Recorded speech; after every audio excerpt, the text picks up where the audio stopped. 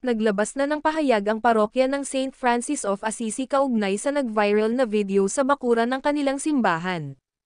Sa pamamagitan ng isang Facebook post ay humingi ng tawad ang parokya sa mga nasaktan at nadismaya sa ginawa ng pari sa video.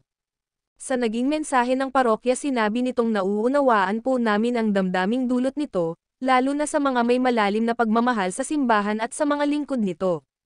Gayunman, nais naming linawin na ang video na kumakalat ay hindi buo at may kinikilingang pananaw. Hindi nito ipinapakita ang mga pangyayaring naganap bago ang nakuha ng viral video. Nilinaw rin nila na nauna nang nagbigay ng paalala ang mga opisyal ng parokya na ipinagbabawal ang pagbenta sa bakuran ng simbahan bilang pagrespeto sa banal na lugar. Ibinahagi rin nila na nagkaroon din umano ng pagtatalo kung saan may hindi kanais-nais na salitang ibinato sa pari na hindi na ipakita sa naturang video. Matatanda ang nag-viral sa social media ang video clip kung saan makikita ang isang paring galit na galit habang pinapaalis ang babaeng nagtitinda ng palaspas sa harap ng simbahan. Naganap ang pangyayari noong linggo, April 13, St. Francis of Assisi Parish sa Cainta, Rizal.